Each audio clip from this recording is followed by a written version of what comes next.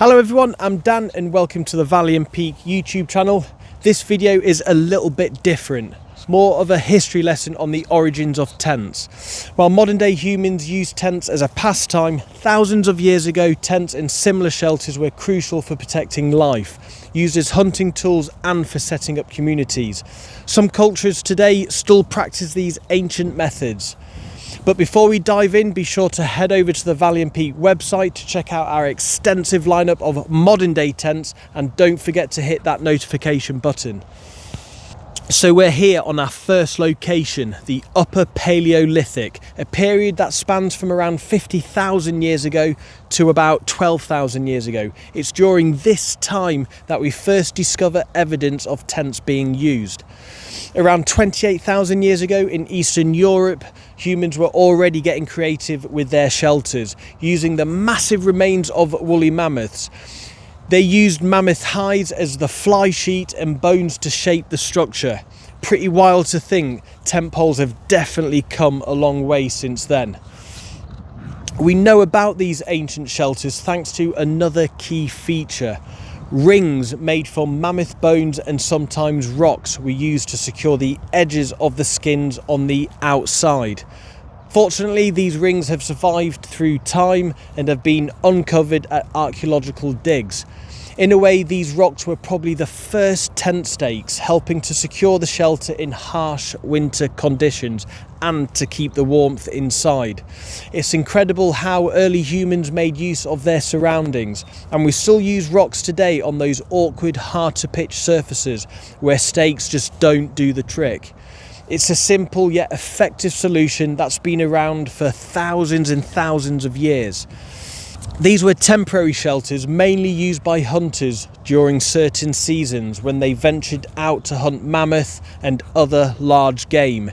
In tree-scarce areas, mammoth bones served as a vital substitute for logs and branches in constructing these shelters. Fast forward 50,000 years and technology has evolved to give us ultra-durable poles like DAC poles, which weigh just a few hundred grams but are incredibly strong.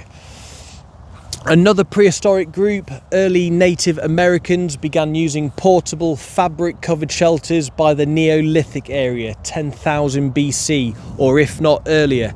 These shelters offered flexibility and mobility, crucial for their nomadic way of life. In essence, they created the first ever ultralight tents, designed to be easily packed up and moved as needed. This innovation greatly improved their ability to hunt more efficiently, enabling them to follow game across vast areas without the burden of a heavy permanent structure like the woolly mammoth tents. The portability of these shelters was a key factor in their survival and success. You probably won't look at Durston tents in the same way again. Teepees crafted from tanned bison hides were designed to be waterproof, wind resistant and well ventilated, offering excellent climate control. This was especially important on the Great Plains, where the summers could be sweltering hot and the winters bitterly cold. Evidence shows that teepee-like structures were used as far back as the Neolithic period. Much like the mammoth hide shelters we discussed earlier, people built these homes using rock rings, known as teepee rings, to secure the base. Many of these ancient rings can still be seen today. However, Native Americans weren't the only ones to use such structures. Across various parts of the world, nomadic peoples relied on similar portable shelters made from poles and animal skin to accommodate their mobile lifestyles. In Northern Europe, from Norway to Russia, the Sami people used similar shelters adapted to their own environment. These portable homes, often made from reindeer skins and wooden frames, allowed the Sami people to follow their herds across the harsh, changing landscapes of the Arctic and subarctic regions. So, move into Mongolia, 600 BC. By this time, humans had begun domesticating animals, keeping them as livestock rather than just hunting them. Despite this shift, many groups, including the Mongolians of this period, continued their nomadic way of life. I was fortunate enough to visit one of these nomadic settlements in my time in Mongolia, and it was incredible to see the same practices being used today. While modern yurts are typically covered with synthetic fabrics, traditional versions were made with multiple layers of animal skins or felt.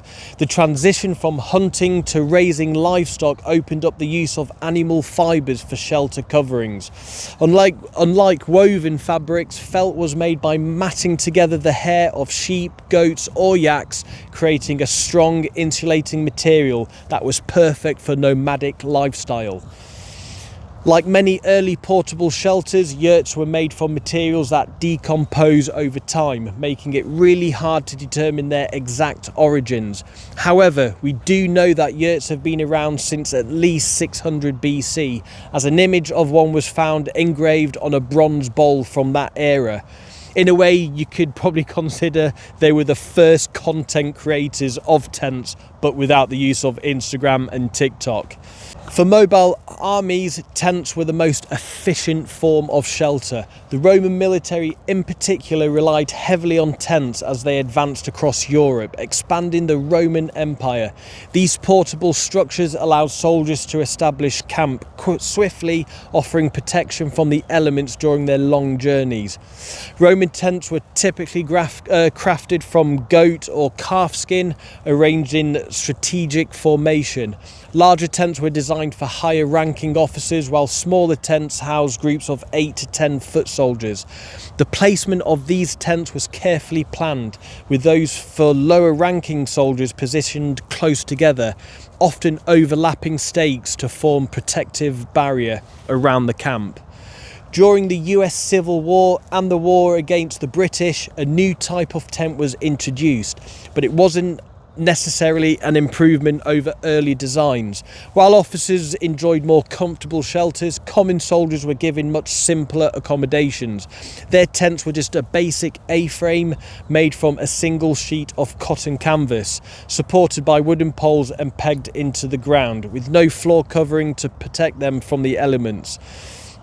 This ultimately marked the birth of the modern tent, a design that would evolve over time.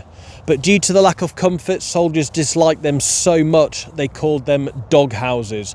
Over time, this expression was adopted into the term we know as pup tents. Pup tents continued to be used by soldiers in combat during World War I, with Diamond brand gear supplying tents and gear to the US Army. By World War II and the Korean War, these shelters had received significant upgrades, offering more comfort and functionality compared to what Civil War soldiers used or had to endure. The designs had evolved, providing better protection and a more livable experience for troops in the field. The next big breakthrough in portable outdoor shelters came with the development of synthetic fibres. In the 1930s, DuPont introduced nylon, which became a game changer for tent materials.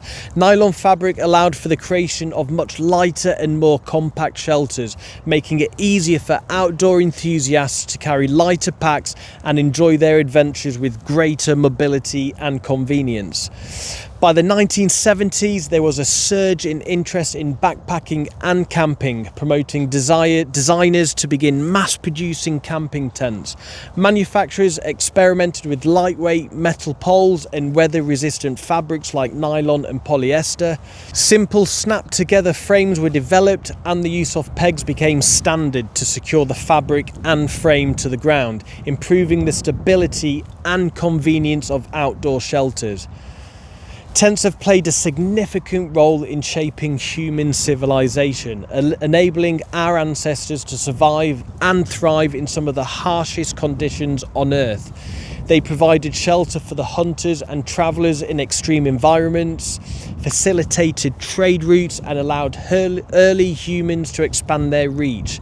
In ancient Rome, the ability for soldiers to travel vast distances with portable shelters was crucial to the empire's expansion and success.